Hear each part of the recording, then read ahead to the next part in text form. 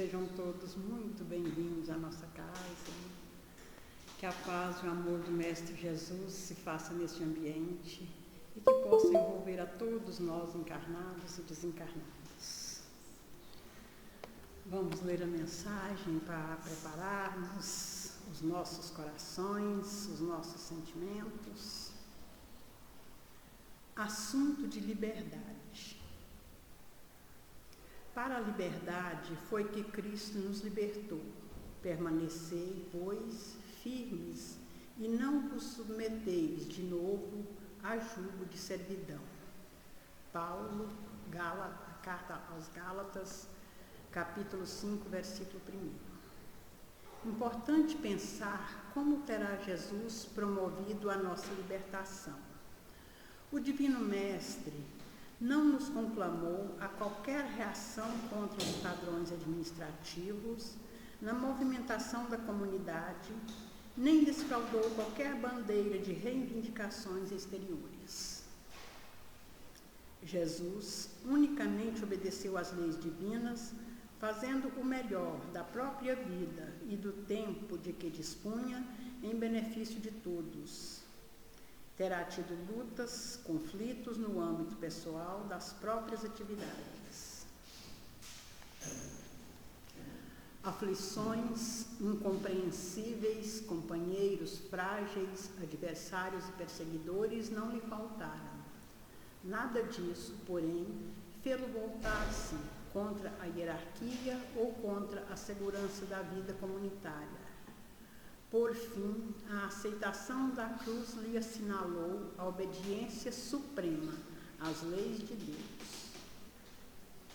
Pensa nisso e compreendamos que o Cristo nos ensinou o caminho da libertação de nós mesmos. Dever observado e cumprido mede o nosso direito de agir com independência.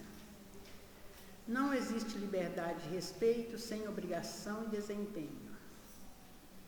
Meditemos na lição para não cairmos de novo sob o antigo e pesado jugo de nossas próprias paixões.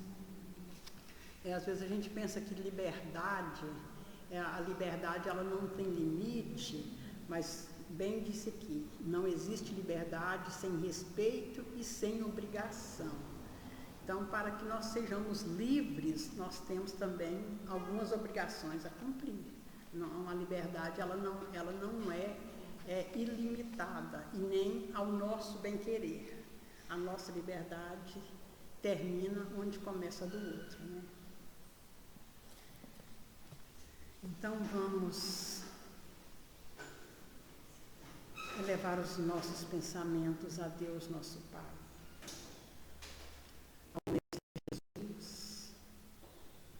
E aos benfeitores espirituais,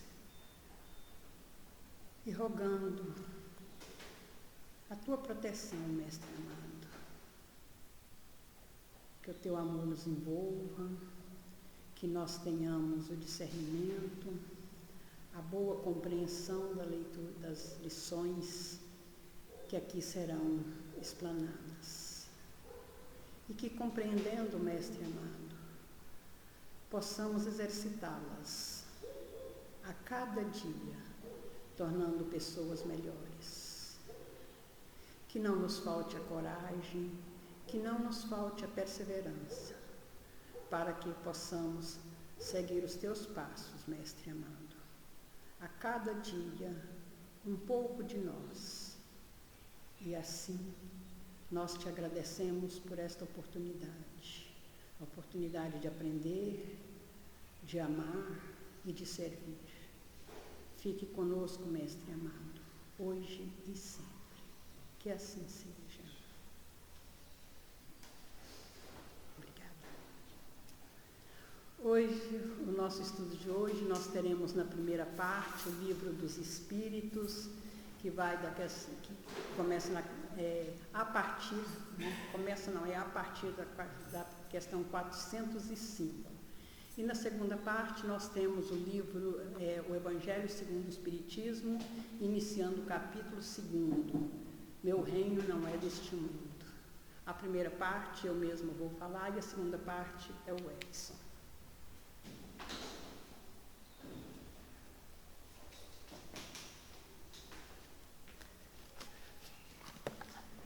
Muito bem, então vamos à questão 405.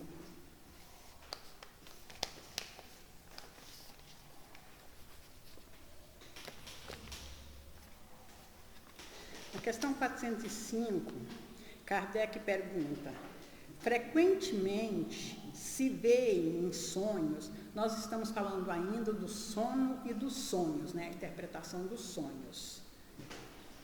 Frequentemente se vê em sonhos coisas que parecem pressentimentos e que não se cumprem. De onde vêm elas?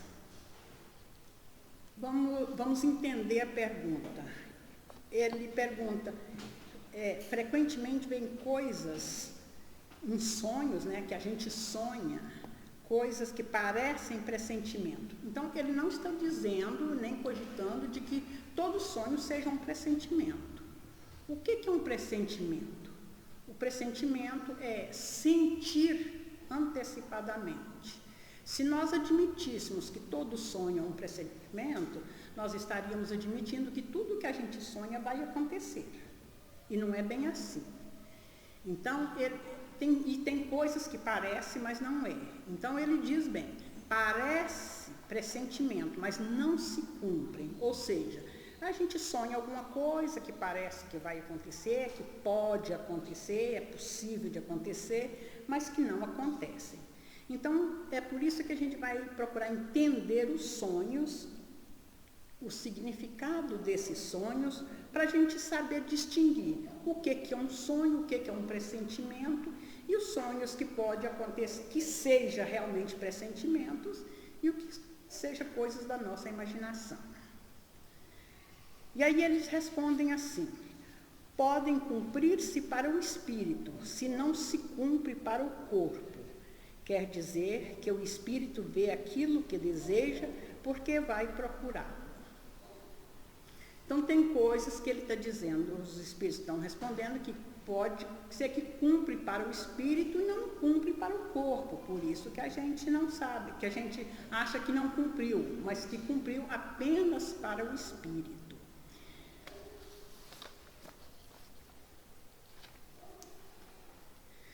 Se a gente pensasse assim, que todo pressentimento, que todo sonho seria um pressentimento, a gente poderia imaginar assim: eu sonhei que eu estava andando na rua, tropecei e caí. Então eu não vou sair para a rua porque eu posso tropeçar e cair. Não. Para a gente entender bem os sonhos, no livro Estudando a Mediunidade, Martins Peralva, ele propõe uma classificação dos sonhos em três tipos de sonho. Ele fala dos sonhos comuns. Os sonhos comuns seriam aqueles que revelam apenas a vivência do nosso dia a dia, a vivência do nosso presente. Por exemplo, aquilo que a gente faz, aquilo que a gente pensa, aquilo que a gente deseja, mas que apenas do nosso cérebro revela os registros do nosso cérebro. Então, por exemplo, quando a gente está muito preocupado com alguma coisa, ou com medo de alguma coisa, é normal sonhar com essa coisa, né? Tenho medo de qualquer coisa, que a gente tenha muito medo, ou algo que a gente preocupa demais, ou algo que a gente deseja muito também. Então, qualquer coisa que ocupa muito o nosso cérebro vai registrando aquilo. Quem nos dá um exemplo desse tipo de sonho comum, bem prático, é o Richard Simonetti. Richard Simonetti foi um estudioso da doutrina espírita e escritor também, já desencarnado. Enquanto ele encarnado, ele foi servidor do Banco do Brasil. E ele fala que naquele tempo os registros, né, das contas correntes eram feitos em fichas, não tinha a tecnologia que temos hoje. Então ele fazia certa vez que ele se via sempre à noite, durante o sono, ele se via na agência fazendo aquela interminável conferência. Imaginemos, aquele trabalho certamente requeria muita atenção, muita concentração. O cérebro ia registrando aquilo. Então, à noite, ele se via fazendo aquilo. Era uma repetição. O espírito revelava aquilo que ele fez durante o dia. E assim é com os nossos pensamentos, os nossos desejos, os nossos sentimentos. Esse tipo de sonho é um sonho que ele chama de sonho comum, é um sonho que revela as coisas da vida, dessa existência atual e muito coisas cotidianas. Tem pessoas que separam esses sonhos comuns em psicológicos e fisiológicos. Os psicológicos seriam esses, o registro da memória. O cérebro guardou aquele movimento de conferência, de fichas, aí à noite o espírito revela aquele movimento. E os fisiológicos seriam uma revelação de algo que o corpo está sentindo. Por exemplo, numa noite fria, quando a gente está dormindo, se a gente vira e perto do cobertor, o corpo ficando descoberto vai sentir frio. É natural, às vezes, sonhar com gelo, que está num campo de neve, alguma coisa assim, alguma coisa que leva a frio. E quando a gente acorda, a gente percebe que a gente está sentindo frio. Por exemplo, quem aprecia a natureza, gosta de paisagens bonitas, pode sonhar com paisagem, passeando por um campo florido, passeando nesses lugares, apreciando essas paisagens. Mas se a pessoa não tem aquela disposição de pegar, se preparar e ir fazer aquele passeio, não vai acontecer. Aquilo é apenas uma coisa da imaginação dela que foi revelada. Esses seriam os sonhos comuns. E ele fala também dos sonhos reflexivos. Os sonhos reflexivos são aqueles que revelam alguma coisa também do perispírito.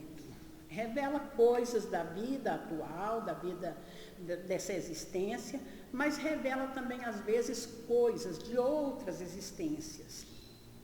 É quando o espírito pode acessar existências passadas. Então, nesse tipo de sonho, às vezes, quando nós encontramos com entes queridos, nós encontramos, às vezes, com os nossos instrutores, né, espíritos que vêm nos aconselhar. Podemos também encontrar adversários, né? Depende também das companhias com as quais a gente quer estar, porque tudo depende também da nossa vivência. Se a pessoa que vive brigando, que vive de mau humor, que vive num ambiente ou numa mente conturbada, dificilmente ela vai encontrar coisas boas, bons conselhos, amigos espirituais. Aí ela pode encontrar os inimigos também, né? Se é uma pessoa que gosta de briga, que gosta de vingança, que gosta de coisas dessa natureza, certamente também ela vai acessar coisas dessa natureza de outras existências. E os sonhos espirituais. Os sonhos espirituais são aqueles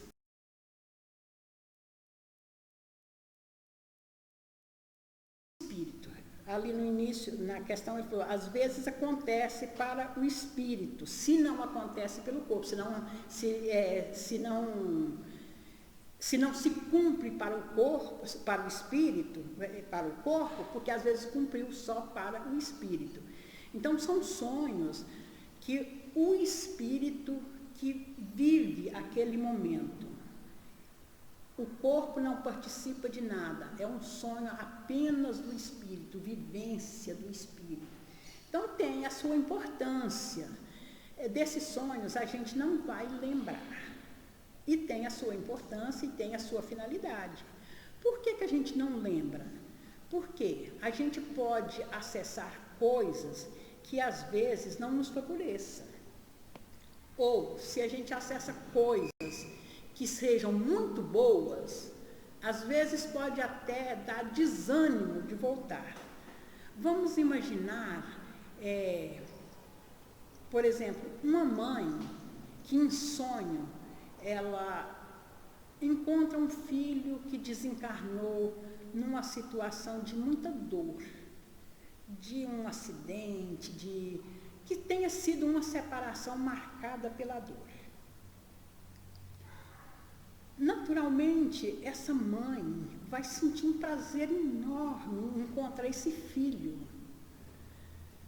Se fosse uma de nós, talvez nem quisesse voltar, né? A gente, às vezes, é um encontro tão prazeroso.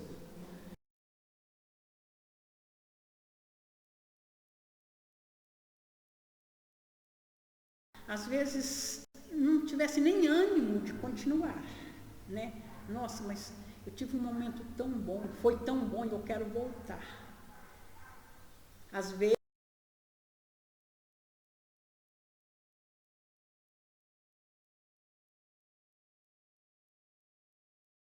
para ter acesso de novo, mas pode ser também que tivesse o desânimo. São sonhos assim muito intensos e o espírito vive no mundo espiritual mesmo, com outros espíritos, e se fosse uma experiência ruim? Se a pessoa tivesse uma experiência com desafeto de outra existência, como é que essa pessoa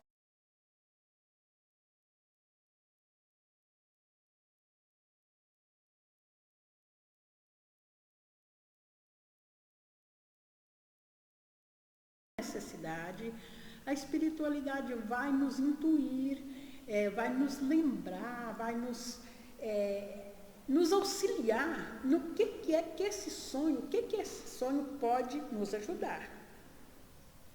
Se a gente está com boa intenção, se a gente tenha o espírito assim já que prefere, que pratica mais o bem, a espiritualidade está sempre em nosso auxílio. Quando há necessidade, nós podemos lembrar coisas de outras existências que nos favoreçam. A espiritualidade é benfeitora, ela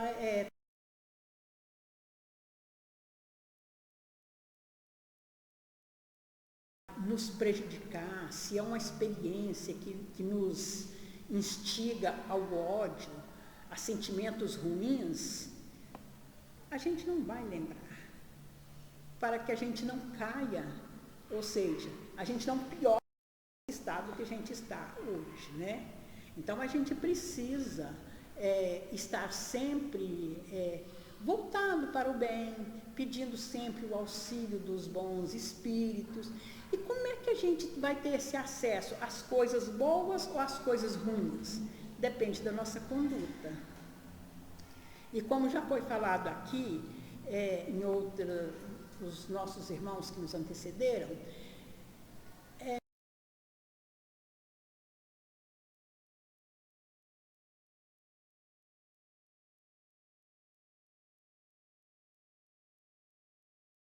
basta isso.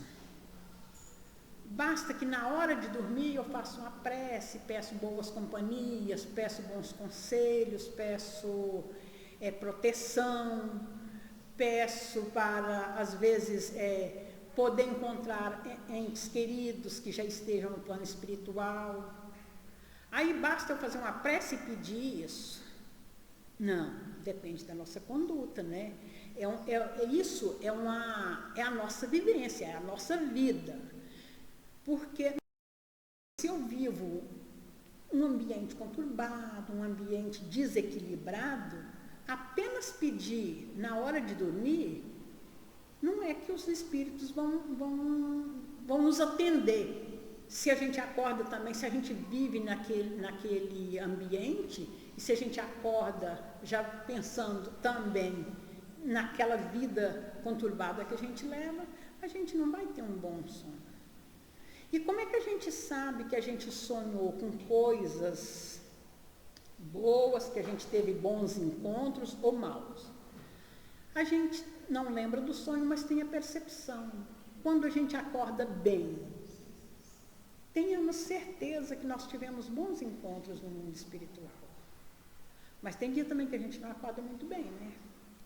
Às vezes a gente acorda indisposta, às vezes a gente acorda de mau humor. Tenhamos a certeza que não tivemos bons encontros. Então, a nossa conduta diz muito. E por que a gente não lembra desse sonho? Exatamente por essa questão. É para nos auxiliar a nossa vida aqui. Porque todos nós estamos aqui para melhorar. Nós estamos aqui para aprender, para progredir. E os sonhos que não trazem vamos dizer assim, essas intuições boas, a gente não precisa lembrar. Então, na questão, vamos terminar a resposta. Quer dizer que o Espírito vê aqui, é isso que nós falamos, né? Se deseja coisas boas, você vai encontrar coisas boas. Se tem essa boa disposição, vai encontrar coisas boas. Não se deve esquecer que durante o sono, a alma está sempre mais ou menos sob a influência da matéria e, por conseguinte, não se afasta jamais completamente das ideias terrenas. É isso que nós falamos no início, porque, igual o exemplo do sonho que nós citamos aqui. Porque está sob a influência da matéria, então o espírito não afasta totalmente. Já foi falado nos outros estudos anteriores, que no sono o espírito liberta parcialmente. Então é importante esse parcial, porque o espírito ele não liberta completamente. Desencarne. O corpo não vive sem o espírito. Se o espírito separa do corpo completamente, esse corpo não viverá mais. Por isso que é uma liberdade parcial. E por isso que a gente sonha coisas aqui da Terra, porque a gente está sob a influência das coisas do mundo material também. É isso que ele está dizendo aqui. Não se afasta jamais, não se afasta completamente das ideias terrenas. Disso resulta que as preocupações da vigília podem dar daquilo que se vê a aparência do que se deseja ou do que se teme. Muitas coisas, às vezes, quando a gente preocupa demais, a gente pensa demais, a gente sonha com aquilo, dá aquele pensamento, a gente dá asa àquele pensamento. A isso é que realmente pode se chamar efeito da imaginação. Quando se está fortemente preocupado com uma ideia e liga-se a tudo o que se vê. Então, essa influência, pelo fato da gente não libertar totalmente, é que a gente tem esses sonhos das coisas terrenas, sonhos da nossa vivência neste mundo. E esses sonhos, que ele chama de sonhos espirituais, é uma liberdade que o espírito tem, mas lembrando que ele não dissociou totalmente do corpo. É uma liberdade maior que ele tem, que ele acessa, tem mais contato com outros espíritos, acessa outras existências, mas sem desligar completamente do corpo. Agora, bom, então acho que essa questão 405 ficou entendida. Ou, se não ficou entendida, vamos estudar mais, né? Mas o nosso tempo está chegando ao fim. Agora, o Edson vai continuar com o Evangelho segundo o Espiritismo, no capítulo 2. A gente começou com um tema bom de sonho. Esse tema bom é leve para falar de julgamento agora. De tribunal.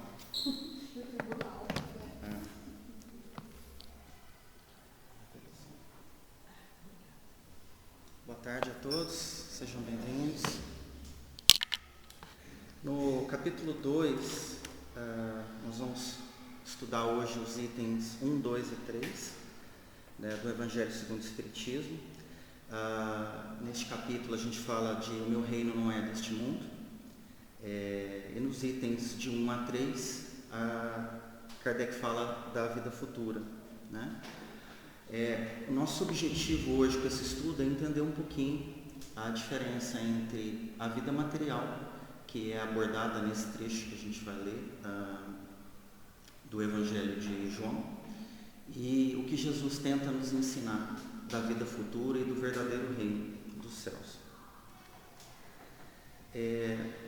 No Evangelho segundo o Espiritismo, Kardec ele extrai ali 3 versículos de uma passagem de João, do capítulo 18, foram versículos 33, 36 e 37, que se leem assim: Pilatos, tendo entrado de novo no palácio e feito vir Jesus à sua presença, perguntou-lhe: És o rei dos judeus? E Jesus respondeu: Meu reino não é deste mundo. Se meu reino fosse deste mundo, a minha gente houvera combatido para impedir que eu caísse nas mãos dos judeus. Mas o meu reino ainda não é aqui. Então Pilatos perguntou novamente para ele: És, pois, rei? E Jesus respondeu: Tu dizes, sou rei. Não nasci e não vim neste mundo senão para dar testemunho da verdade. Aquele que pertence à verdade, escuta a minha voz. Essa é uma passagem do julgamento que estava acontecendo no pretório, que era um prédio anexo ao Sinédrio, eventos que se passaram depois da prisão de Jesus. É um capítulo interessante que mostra toda a dinâmica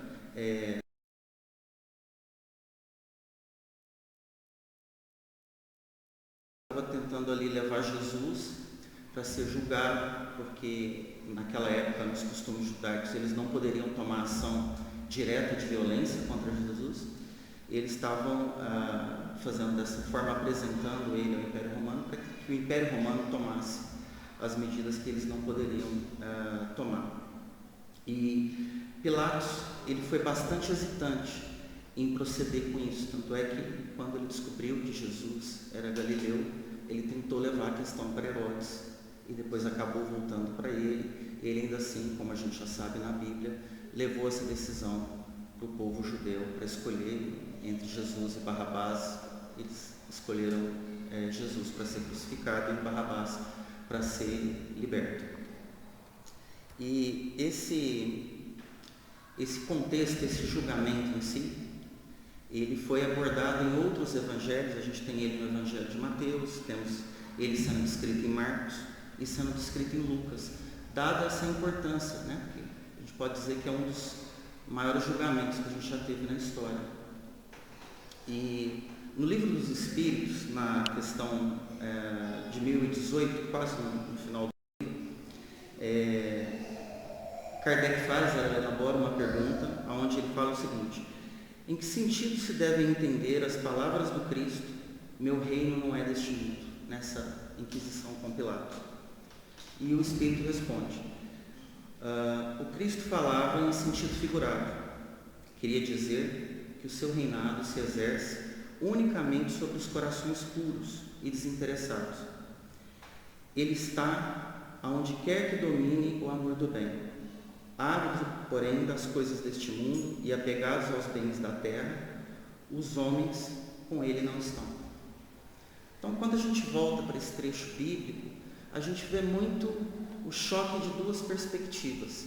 A perspectiva do povo judeu, que estava muito preocupado ali, que que se cumprisse a lei, que se cumprisse a viabilidade das instituições deles. Até tem uma questão interessante que existe nas escrituras aqui. Eles procuravam não adentrar o pretório, que era o centro de comando romano, para que eles não se tornassem impuros e pudessem participar da Páscoa. Mas toda aquela dinâmica de julgar Jesus e colocar Jesus numa sentença capital não os deixava impuros. Então a gente vê aí a dominação da hipocrisia, que é bem característica, né, desse jeito de ser fariseu. E Pilatos, por outro lado, ele está ali numa função muito pública, de manter a ordem e a paz numa colônia romana, que sempre teve muita insurreição, muito conflito, e a última coisa que ele queria, num momento tão importante, numa data tão importante do calendário judaico, era iniciar ali um outro problema, um outro conflito. Então, ele tenta inquirir Jesus, dentro da perspectiva dele de legislador, para ter certeza absoluta que havia ali substância para uma condenação. Mas é notório, quando a gente lê esses versículos, de que quando Jesus começa a responder para ele não consegue entender o que Jesus está respondendo.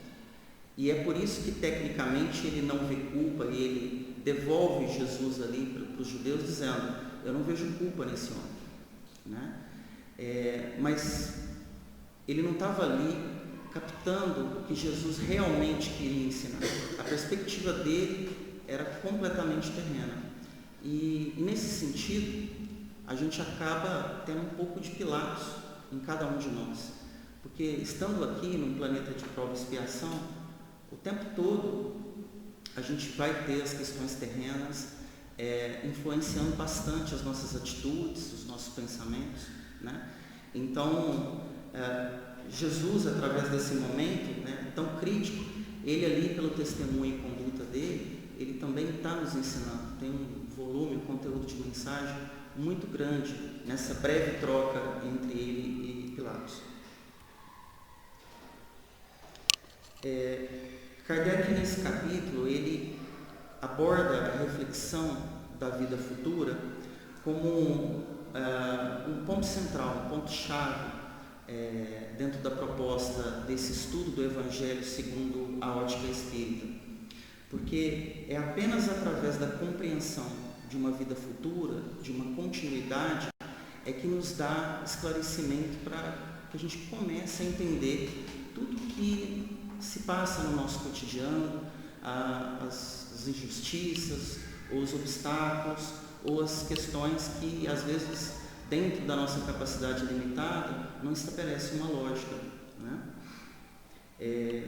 E também essa proposta de capturar a essência da vida, além dessa existência terrena única, momentânea. Né?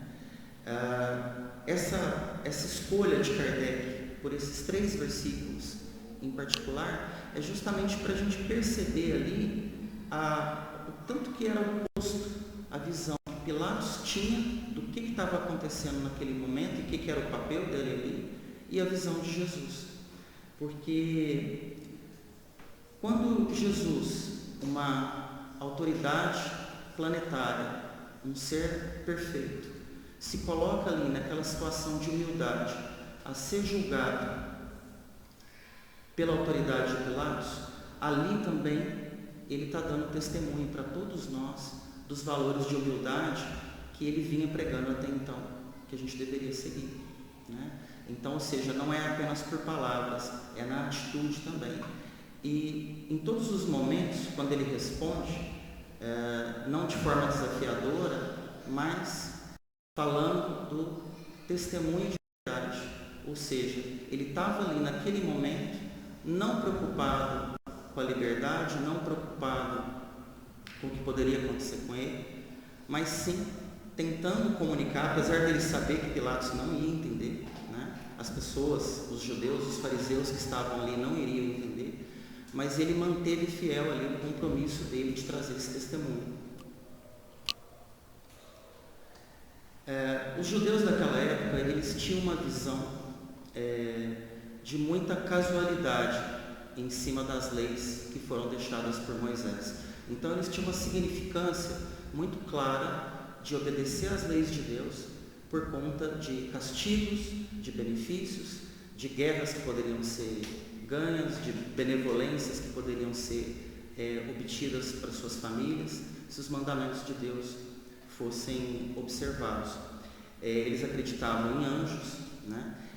Mas eles acreditavam em anjos no sentido de seres perfeitos e inalcançáveis, e para eles era completamente alheio a possibilidade de um ser humano, através do seguimento das leis de Deus, que pudesse subir aquele grau de perfeição. Era simplesmente uma coisa que não era tangível, não era concreto para eles. Coube a Jesus justamente mudar esse conceito através do testemunho dele e das palavras dele, que sim, era possível, através de amor e de fraternidade, de caridade, que se construísse uma outra forma de reino, sem guerra.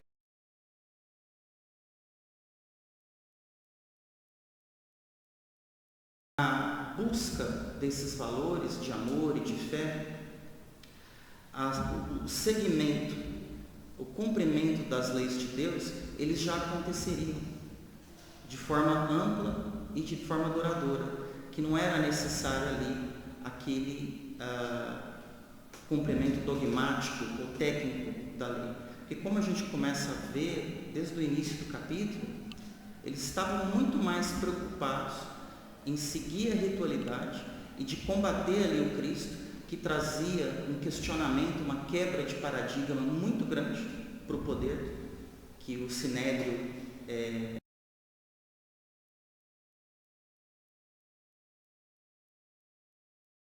ele era tudo. Ele era o poder legislativo, e ainda controlava toda a economia, né? Então, para eles era uma ameaça. Assim como, se a gente fosse fazer um paralelo, quando Kardec começa a obra da codificação, ele também foi muito perseguido por toda aquela mensagem, por toda aquela quebra de paradigma que ele vem trazer. Assim como Moisés teve a metodologia com os judeus, na época que os judeus foram ali conduzidos por Moisés para fora do Egito, Jesus também achou aquele momento oportuno para trazer toda aquela mensagem de amor e de perdão, de indulgência, de benevolência, que para ele, naquele momento, o povo judeu, ele podia dar testemunho daquela verdade. A vida futura, que é falada no capítulo, é um ponto comum no cristianismo. Em todas as vertentes do cristianismo, no próprio islamismo, no judaísmo, acredita-se na vida futura. Mas é uma vida futura marcada por dúvidas, por dificuldades de entendimento da lógica de como se chega àquilo. Para perguntas básicas, né? Se alguém nasce em determinada circunstância, ou se alguém vive um período, ou se vive um período mais longo, como que se dá? Qual que é a justiça disso? Como alguém é condenado eternamente ou ele é salvo eternamente, baseado em apenas uma única existência? São perguntas que todos nós podemos fazer, né? E no cristianismo, apesar dessa noção da vida futura ser um ponto comum, enquanto isso não veio na codificação, ou seja, enquanto os Espíritos não nos trouxeram essas explicações, sempre foi ponto de dúvida e de incredulidade para todos. E quando a gente começa a analisar essa questão da vida futura, mediante o cotidiano que todos nós temos, das provações, dos obstáculos, das decisões difíceis que nós temos que tomar, a gente percebe tanto que é o único caminho lógico para que nós entendamos tudo isso e podemos entender até o processo da reencarnação nessa busca da vida futura, é que tudo começa a fazer sentido. No momento do julgamento, o próprio Pilatos, ele estava num paradoxo muito grande, porque a consciência dele, a intuição dele, buscava ali inocentar Jesus. Mas o apelo terreno, a função, o cargo que ele ocupava, né, a missão política que ele tinha ali, quase que o obrigava. Então existia um peso e contrapeso muito grande norteando a decisão. E ele acabou por tomar a decisão de conduzir com a condenação. Então, de certa forma, no nosso dia a dia, a gente passa por dilemas parecidos. Às vezes, quando a nossa intuição nos orienta na prática do bem, mas às vezes algumas das nossas tendências, dificuldades, nos bloqueiam, nos atrapalham, né? Será que se a gente tivesse apenas uma existência, se fosse apenas esse mundo, ou se a vida futura fosse uma coisa já pré-estabelecida, como é que nós vamos ficar em paz com todo esse trabalho que a gente tem de melhoria e de evolução, né? Então, Jesus traz essa proposta de vida futura e de um reino que é além deste mundo, justamente para nos trazer esse consolo.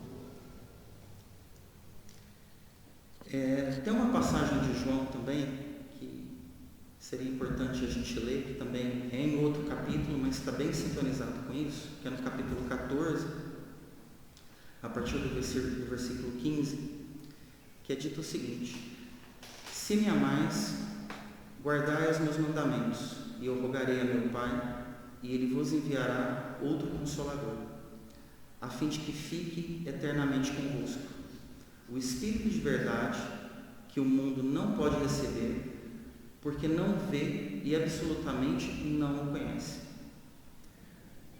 Mas, quando a vós conhecê-lo-eis, porque ficará convosco e estará em vós. Porém, o Consolador, que é o Santo Espírito, que meu Pai enviará em meu nome, vos ensinará todas as coisas e vos fará recordar tudo o que vos tenho dito. E quando a gente estuda o Evangelho segundo o Espiritismo, é justamente essa passagem de João que a gente vê se consolidar a cada capítulo. A gente vê esse Consolador dentro da mensagem que o Espiritismo nos traz, para que justamente a gente possa sentir e viver Jesus. Assim como ele falou no momento do julgamento, que ele veio dar testemunho de verdade. O que é essa verdade? Essa verdade é desse Deus supremo, desse Deus benevolente, que quer uma única coisa: o nosso progresso. O Espiritismo, ele vem, então, nos ajudar a entender e completar os ensinamentos do Cristo. E ele vem, assim como Cristo veio naquela época, no momento que a gente está pronto para refletir, para entender com lógica, com razão, né, com diálogo, como nós estamos fazendo aqui agora, e que a gente possa não só ouvir, mas compreender a mensagem que está sendo dita. O testemunho e as mensagens dos Espíritos, elas justamente trazem para nós essa consciência, essa explicação lógica, para que a gente possa entender essas questões básicas, né, das nossas vidas.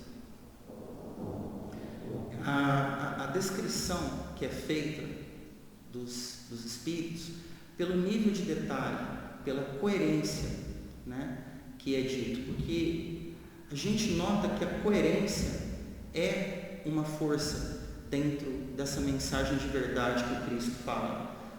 Cristo, ele é coerente em todas as suas atitudes e em todas as suas palavras.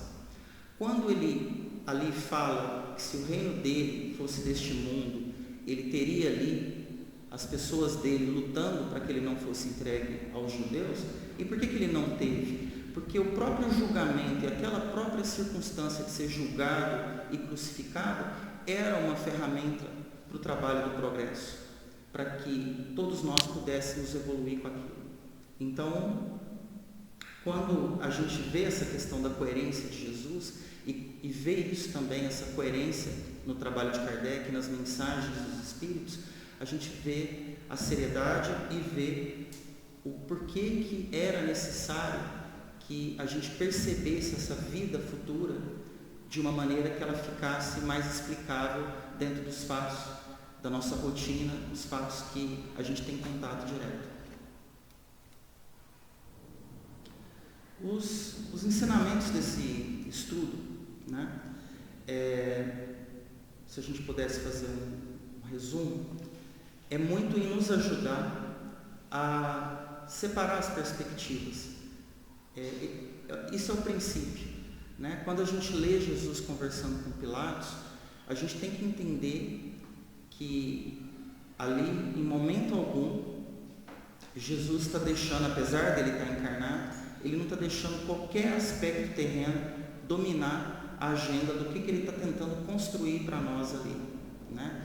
Ele não está fazendo críticas, ele não está fazendo ataques, ele está simplesmente usando cada momento daquele ali para tentar nos trazer o que é a perspectiva que vale, o que é a perspectiva eterna, o que vai realmente transformar nossas vidas, né? É quando a gente perceber que o reino que a gente pode participar, o reino de Deus, ele começa a ser construído dentro dos nossos corações, no momento que a gente começa a buscar essa verdade que o Cristo fala.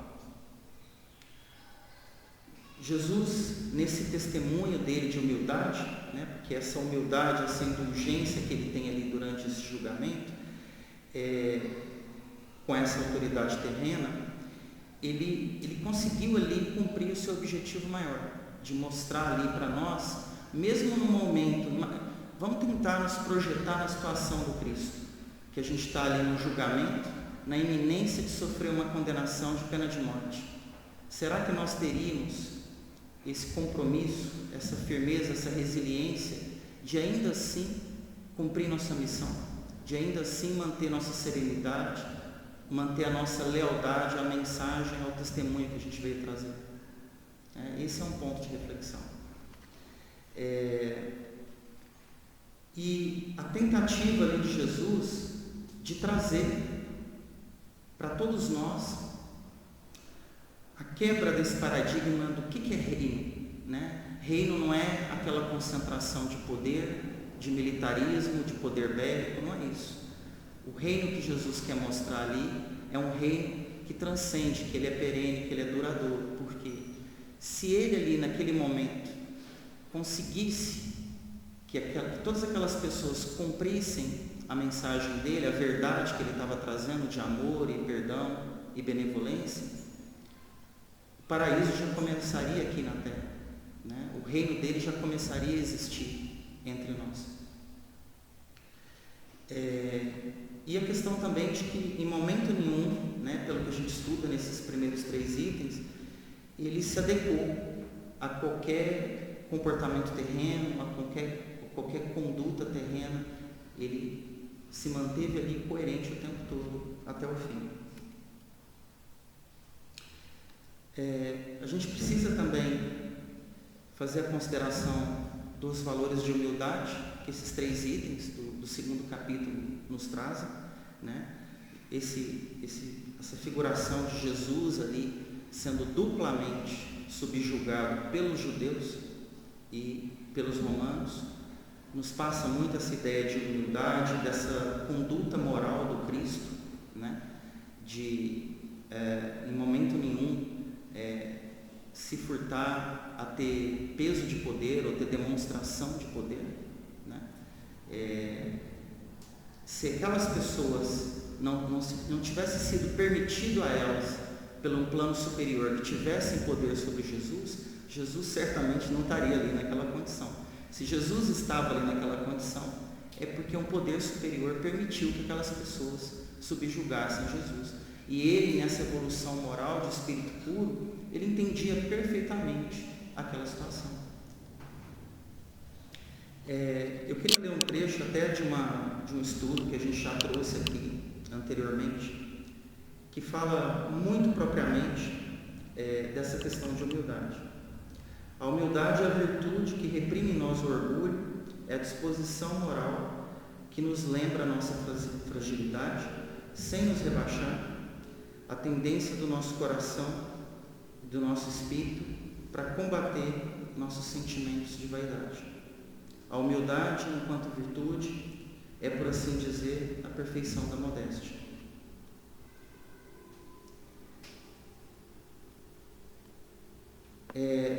Infelizmente, né, nós não estamos lá ainda. Nesse mundo nosso ainda não predomina os valores de verdade que a gente presenciou nesse julgamento, como Cristo trouxe para nós lá atrás. A humildade, a caridade universal, a abnegação universal, ela ainda não está presente. Mas, como aqui o nosso tema central é a vida futura, é também uma questão muito de esperança, né? Porque é justamente pelo advento da reencarnação e dessa promessa de vida futura que isso nos empodera a buscar cada vez mais esse espírito de verdade, para que a gente possa, né, quem sabe um dia, trazer esse reino tão absoluto que Jesus falava durante o julgamento, para que ele seja, né, universal no nosso planeta.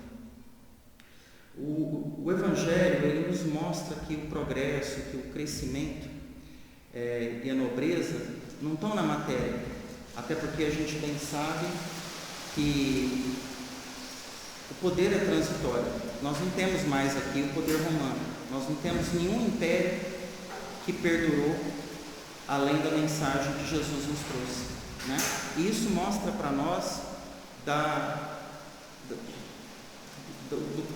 do teor da matéria, tanto que é fugaz, é passageira, é transiente, né? A mensagem do Cristo, essa verdade que ele fala, ela é muito mais perpétua. E o maior exemplo disso é todos nós aqui agora, a gente está falando dela, depois de tanto tempo. E o maior exemplo da humildade é justamente essa grandeza de Jesus, dessa postura que ele teve durante o seu julgamento e condenação. Eu queria encerrar com uma questão 85 do Livro dos Espíritos, que pergunta o seguinte: qual dos dois, o mundo espírita ou o mundo corpóreo, é o principal na ordem das coisas? E o Espírito responde a Kardec: o mundo espírita, que preexiste e sobrevive a tudo. Eu queria agradecer a todo mundo a presença de hoje, a oportunidade de estar aqui fazendo esse estudo junto. Se alguém quiser fazer alguma pergunta, se eu conseguir responder ou quiser falar alguma coisa, não precisa ficar tímido, tem pouca gente hoje aqui, então. Alguém quer comentar ou perguntar alguma coisa? Não?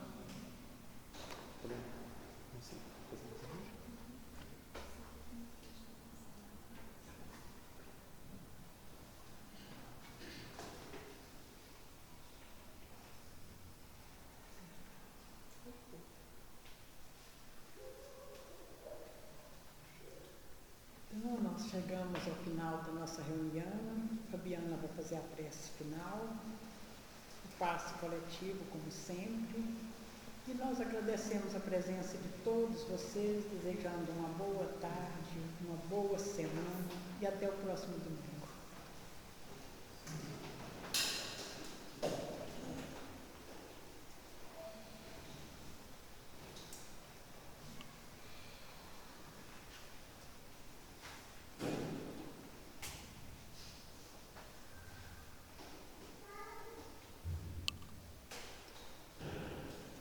Nesse instante, com os pensamentos elevados ao Mestre Jesus e muita gratidão em nossos corações pela mensagem, quando aqui encarnado, esse Verbo que se faz carne, e também esta mensagem, na terceira revelação, Consolador por Ele prometido, que hoje nos convida a reencontrarmos esse ensinamento que nos torna seres humanos melhores, cada vez mais próximos da nossa própria essência. E nesse instante do magnetismo, lhe rogamos, Jesus amado, que venha sobre nós os bálsamos do amor, da paz, e que possamos nos sentir envolvidos a ponto de transformarmos o nosso corpo físico em um corpo saudável, a nossa mente em uma mente sã, e que nosso espírito possa buscar em Ti, Senhor, o caminho da verdade, da vida, ao qual iremos adorar. Pai nosso, que estais no céu, santificado seja o vosso nome. Venha a nós o vosso reino. Seja feita a vossa vontade, assim na terra como no céu. O pão nosso de cada dia dai-nos hoje. Perdoai as nossas dívidas, assim como perdoamos aos nossos devedores. E não nos deixeis cair em tentação, mas livrai-nos de todo mal. Não grites as águas, Senhor, e que possamos